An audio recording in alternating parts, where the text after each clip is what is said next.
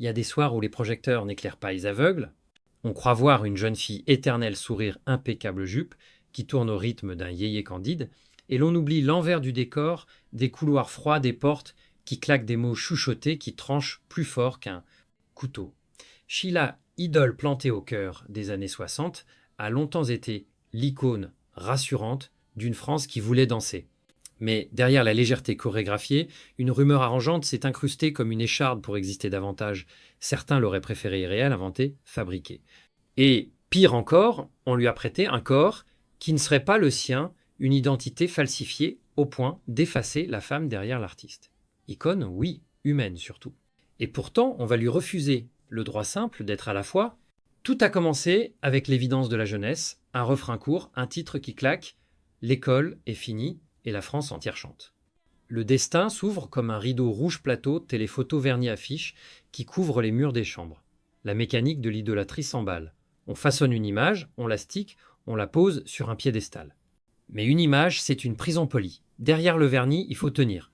Tenir même quand la rumeur vous dévore, quand un magazine ose l'ignoble manchette, quand on s'autorise à expliquer votre voix, votre silhouette, votre fatigue par un soupçon qui n'a rien d'innocent. Tenir alors que le corps lui vacille vraiment dérèglement, traitement, épuisement, et que la rumeur se nourrit de cette fragilité pour se proclamer vérité.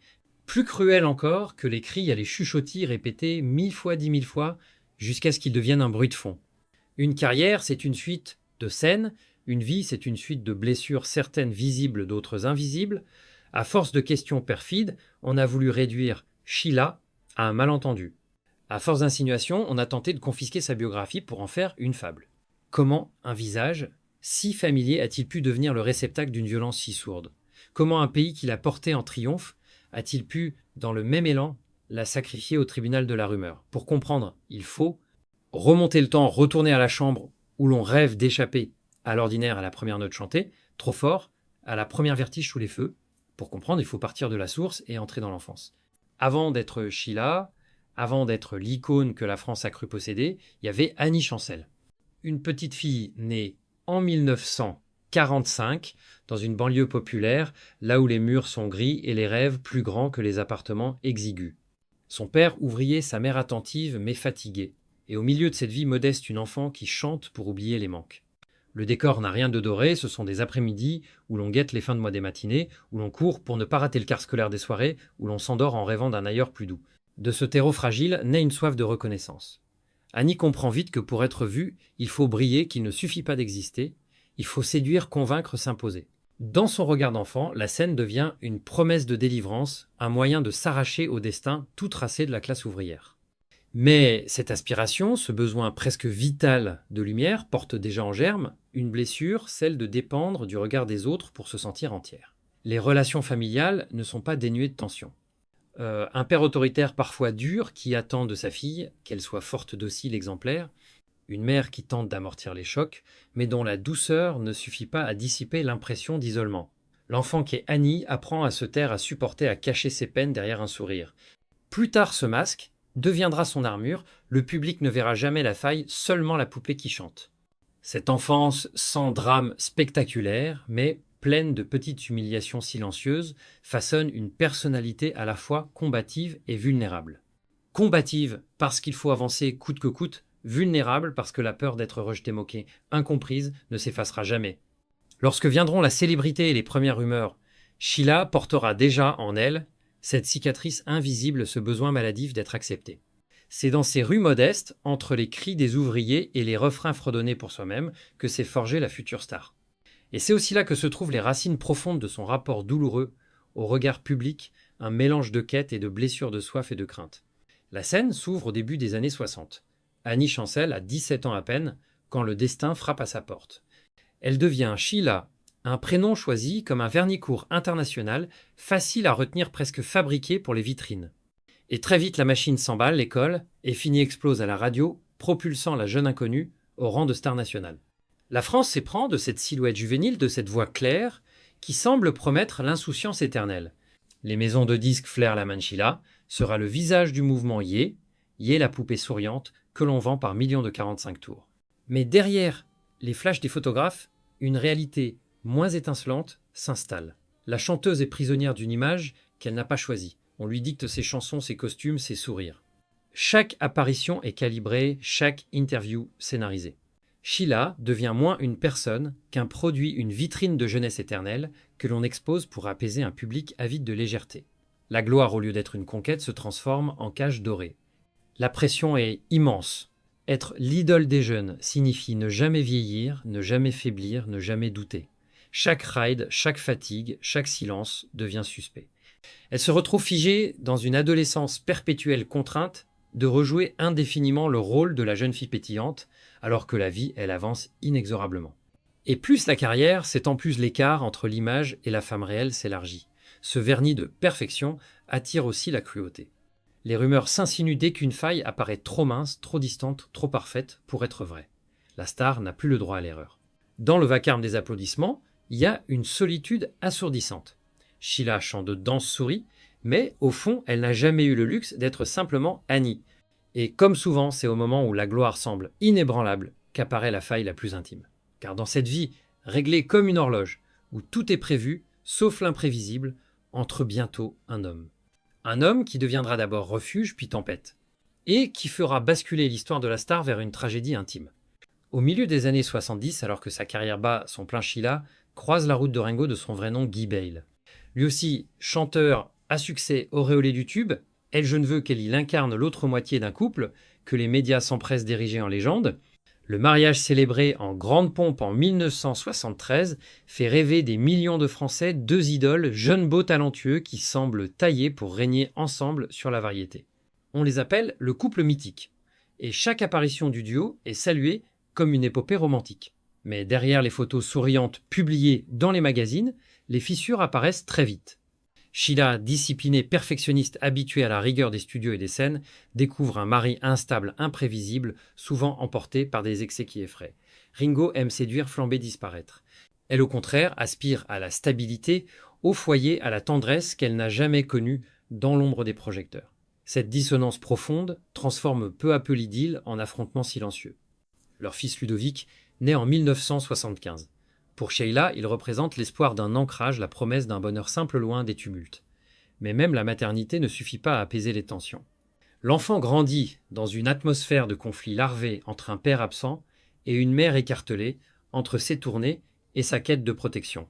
Le couple se déchire parfois à huis clos, parfois sous l'œil indiscret des paparazzis. La relation bascule insensiblement dans la toxicité. Les disputes deviennent quotidiennes, les reproches s'accumulent, et l'amour autrefois incandescent se mue en poison. Dans le silence de leur appartement, Sheila pleure autant qu'elle chante en public. Elle apprend à composer avec le désenchantement, à dissimuler ses blessures sous les strass. Car avouer l'échec, c'est risquer de trahir l'image du couple parfait que la France entière admire. Mais l'illusion ne résiste pas longtemps.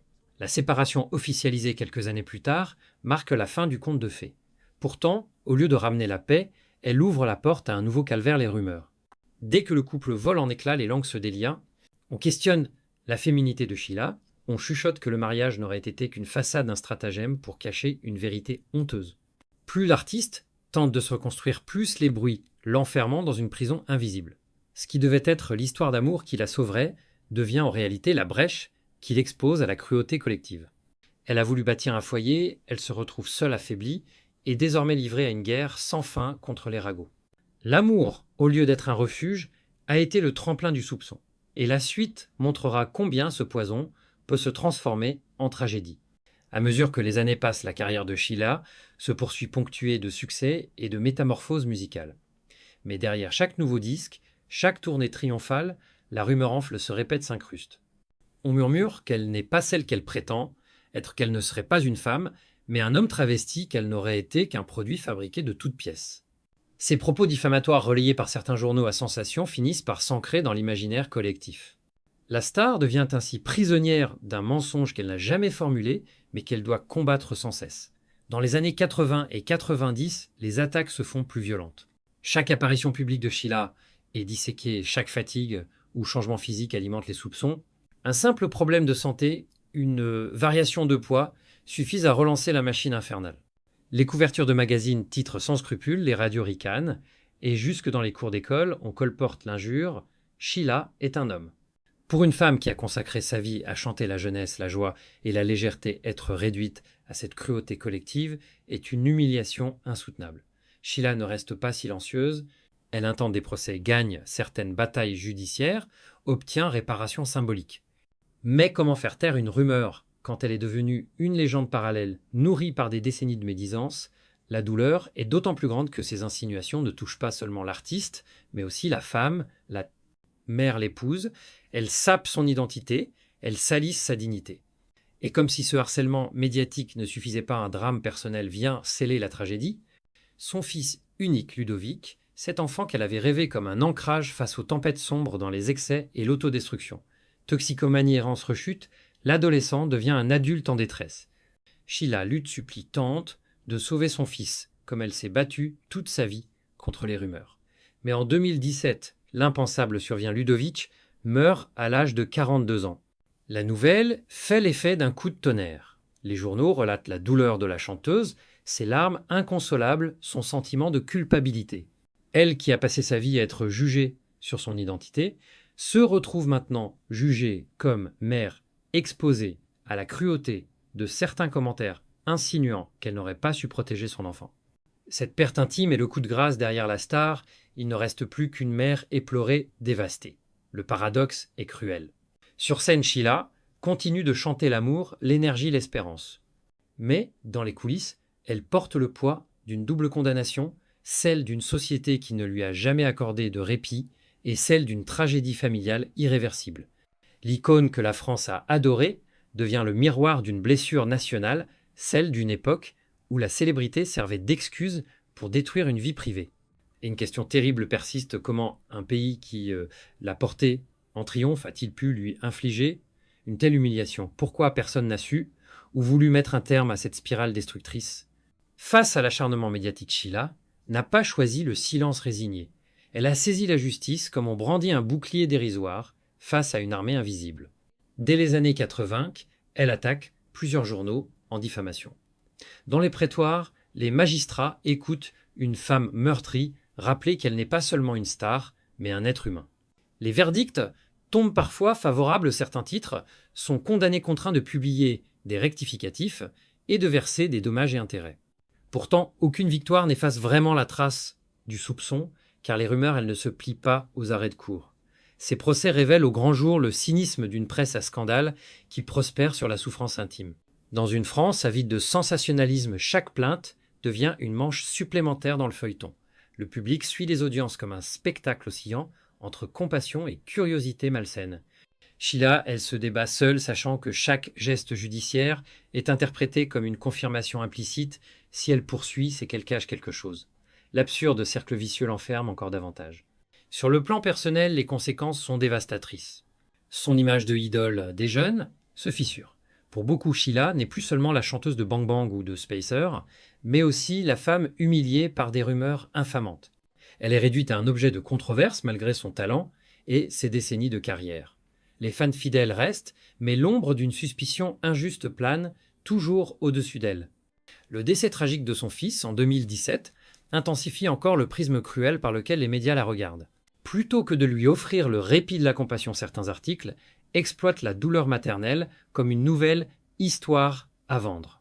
Sheila découvre, alors que l'on peut perdre 2 fois perdre un enfant, et perdre le droit de vivre ce deuil dans la dignité. La justice, malgré ses jugements, ne peut pas rendre le silence, ni réparer l'estime entamée. Les tribunaux condamnent, mais l'opinion reste libre de croire ce qu'elle veut.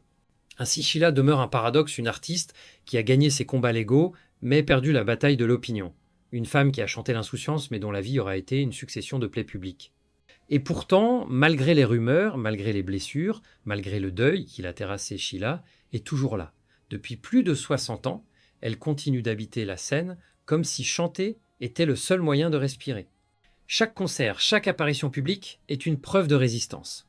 Là où d'autres se seraient retirés, elle persiste, offrant à ses fidèles non seulement des refrains de jeunesse, mais aussi une leçon de ténacité. Son héritage musical est immense, des dizaines de tubes qui ont traversé les générations, des disques vendus par millions, une voix immédiatement reconnaissable. Mais l'héritage de Sheila dépasse la chanson. Elle est devenue malgré elle un symbole, symbole de la violence des rumeurs, mais aussi de la force de survie. Symbole d'une femme qui, à force d'être niée, humiliée, a choisi de rester debout. Aujourd'hui, lorsque l'on évoque son nom, ce n'est plus seulement l'idole Yé que l'on entend. C'est une femme marquée par la cruauté, mais qui a refusé d'être réduite à une caricature. C'est une mère meurtrie qui porte en elle la mémoire de son fils disparu. C'est une artiste qui, au lieu de céder au silence, a fait de la musique une arme contre l'oubli. Être cela la vraie leçon de Sheila? Derrière chaque star, il y a une chair vulnérable. Derrière chaque sourire public, il y a des larmes invisibles. Son histoire nous rappelle que la célébrité n'est pas un bouclier, mais une exposition permanente. Et que, parfois, l'éclat des projecteurs cache plus de blessures qu'il n'en guérit.